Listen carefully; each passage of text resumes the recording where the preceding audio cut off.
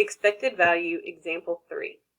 You draw one card from a standard deck of playing cards. If you pick a heart, you will win $10.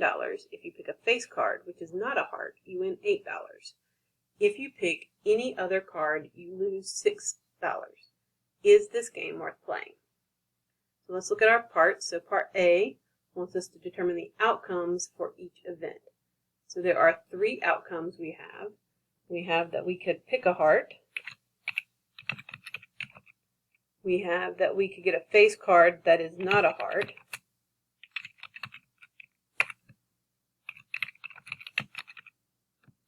And we have any other card.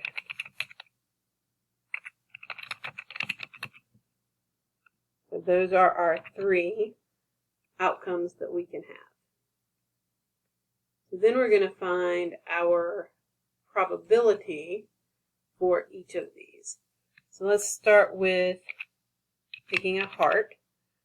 One important thing to remember is that with probability, or with a standard deck of cards, there are 52 cards in a deck. There are 4 different types of cards. Those would be hearts, clubs, spades, and diamonds. And that the spades and the diamonds, hearts, and clubs, they are all equally distributed in a deck of cards.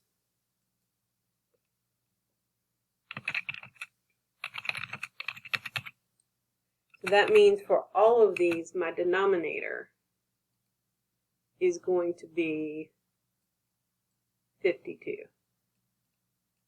because they have 52 cards in a deck. So if I'm looking at hearts and I said they were evenly distributed, that means I could divide this by 4.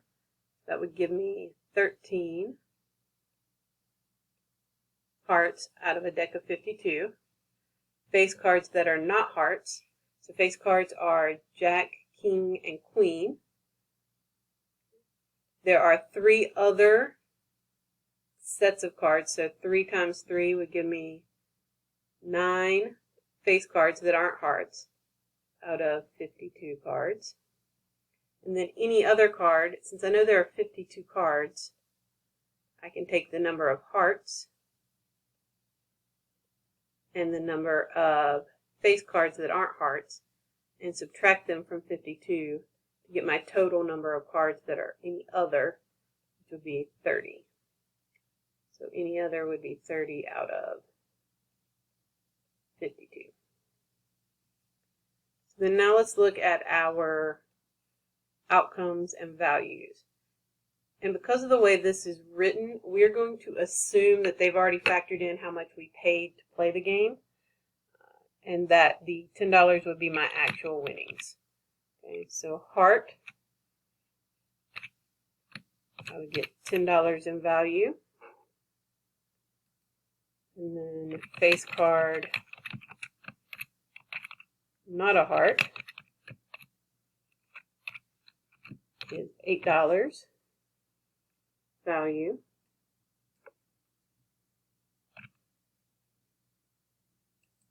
And then our last one, any other card, is a loss, so that's negative $6. For my probabilities, I'm going to just copy down what I had up here above.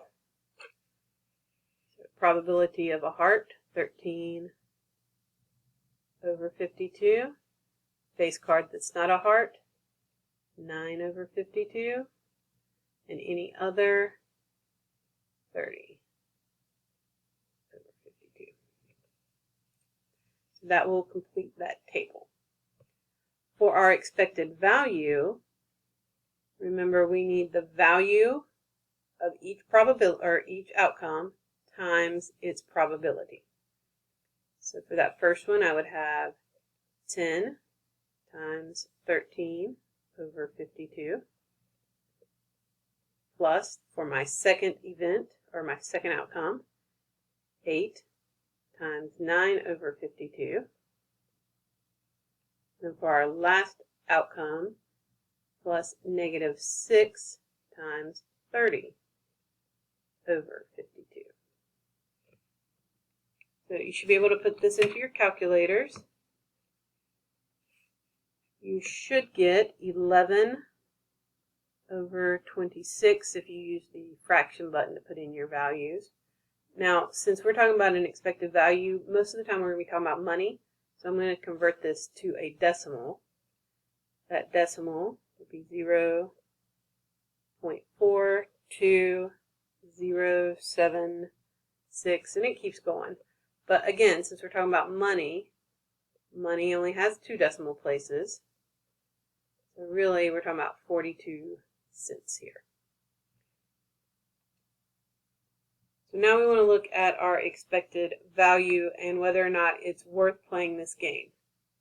So that 42 cents means that we are actually, on average, going to win 42 cents when we play this game. So we would say yes, it is worth playing, since we would be winning money. Now again, like I said in example 2, this is not how much you're going to get each time you play. This is an average. Sometimes you're going to win, sometimes you're going to lose.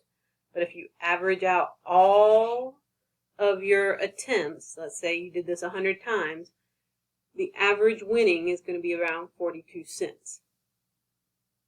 Okay? Now, whether or not you think that's good or bad, maybe you decide that's not worth playing, but anytime we have a positive for our expected values, we're going to say it's worth it. The only time we're going to say it's not worth it is if we come up with a negative value.